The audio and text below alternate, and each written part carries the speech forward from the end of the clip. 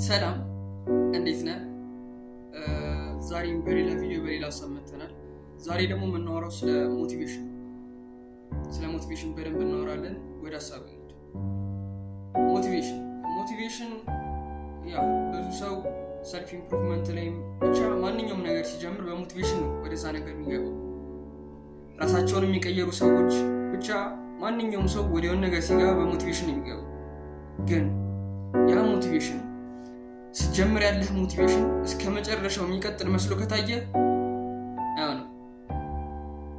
እኔም ይመስለኝ ነበር ብዙ ሰዎች አሁን ራሳቸውን ቀይሯል ብዬ ማስባቸው ሰዎች፣ እኔ ሮል ሞዴል ብዬ ማስባቸው ሰዎች ሁል ቀን ሲነሱ ሞቲቬት ሆነው ሁል ቀን ሲነሱ ያን ነገር ለማድረግ ወይም ደግሞ የሰልፍ ኢምፕሩቭመንት አስካቸው ወይም ራሳቸውን ለመቀየር የሚረዳቸውን ነገር ሲያደርጉ በሞቲቬሽን የሚያደርጉት ይመስለኝ ነበር። ግን እንደዛ አይደለም፣ ተሳስተሃል። በስልክ ላይ የምታያቸው ሰዎች ሁሌ ሞቲቬሽን አይደለም። የሆነ ሰዓት ሞቲቬሽን የሚጠፋበት ሰዓት አለ። ብዙ ሰው የሚያቆምበት ሰዓት እዛ ጋር ነው። ልክ ይጀምራል፣ ከዛ በኋላ በሞቲቬሽን የሆነ ያክል መንገድ ይሄዳል። ልክ ሞቲቬሽኑ ሲጠፋ ያቆማል። እዚች ጋር ነው ችግሯ። ሞቲቬሽን እስከ መጨረሻው አይዘልቅም፣ ግን ስገባ በሞቲቬሽን ነው። ከሞቲቬሽን ወደ ዲሲፕሊን ታድጋለህ። አንደርስታንድ?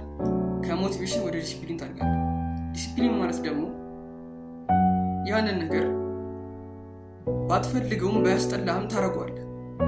ከአንተ ጋር አታች እየሆነ ይመጣል ያ ነገር።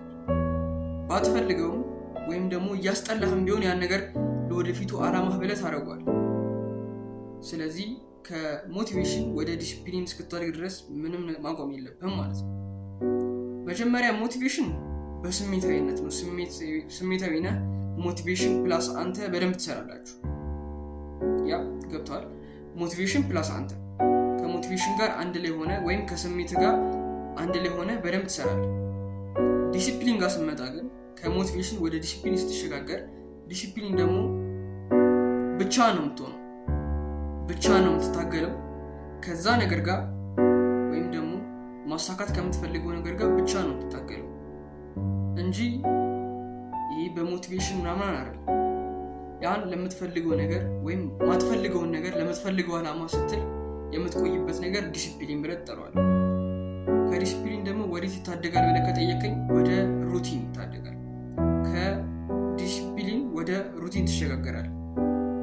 ዲሲፕሊን ማትፈልገውን ነገር ለምትፈልገው ዓላማ ማድረግ ነው ብለናል። ሩቲን ማለት ደግሞ ያ ነገር ካንተ ጋር አታች ሆኖ ያን ነገር ለማድረግ ሳትቸገር ስቀር ወይም ደግሞ ያ ነገር ሀቢት ሲሆን ማለት ነው። ያ የምትፈልገውን ነገር ወደ የምትፈልገው ዓላማ የሚያደርስህ ነገር ያ ነገር ያለምንም እንቅፋት፣ ያለምንም መሰልቸት፣ ያለምንም መዳከም ስታደርገው ያ ነገር ሩቲንህ ወይም ደግሞ ካንተ ጋር ሀቢትህ ሆነ እንለዋለን። ስለ ሀቢት ወይም ደግሞ ስለ ልምድ ጉልበት በሌላ ቪዲዮ እመጣበታለሁ። ግን ሩቲን ማለት አንድ ነገር ከአንተ ጋር ሲጣበቅ ወይም ደግሞ ያን ነገር አውቶማቲካሊ ስታደርገው ማለት ነው። አይምሮ አንተ ሳታዘው ወይም ደግሞ ላርገው ይህን ነገር ማድረግ አለብኝ ሳትለው አውቶማቲካሊ ያን ነገር ስታደርገው ማለት ነው። ይህ ማለት ጠዋት ስትነሳ ከአልጋ ላይ ስትነሳ በየትኛው እግር ነው ጫማ ነው ያደረገው? አታውቀውም። ምክንያቱም ያን ነገር አስበው ሳይሆን አውቶማቲክ ነው እያደረገው ያለው። ገባ? ምንም ስታደርግ ፊትን ስታጠብ ወይም ደግሞ ብቻ ቀን በቀን የምታደርጋቸው ነገሮች አስበህ ላርግ ብለህ አይደለም የምታደርጋቸው። ማድረግ እንዳለብህ ለአይምሮህ አስለምደኸዋል። አይምሮህ ቀን በቀን በየቀኑ ያደርገዋል።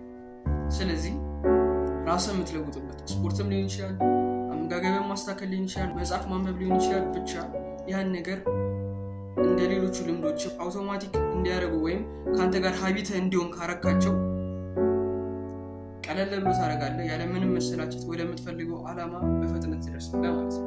እንዴት ሀቢት መገንባት እንደምችል፣ ሀቢት ደግሞ ምን እንደሆነ፣ ሀቢት እንዴት እንደሚገነባ በሌላ ቪዲዮ እመጣበታለሁ። ግን ለዛሬ መናገር የፈለኩት ሲጀምር በሞቲቬሽን ነው። ከዛን ወደ ዲሲፕሊን ታድጋለህ። ከዲሲፕሊን ደግሞ ወደ ሩቲን ትሸጋገራለህ። ሞቲቬሽን ሲያልቅ የምታቆም ከሆነ መቼም አታድግም፣ እዛው ትቀራለህ። ከሞቲቬሽን ወደ ዲሲፕሊን፣ ከዲሲፕሊን ወደ ሩቲን። የዛሬ ሀሳቤ ይህን ይመስላል። እንደጠቀም አልጠራጠርም። ቪዲዮ ከተመቸ ላይክ አድርገው፣ ሰብስክራይብ ብታደርግ ትጠቀምበታለህ። አመሰግናለሁ።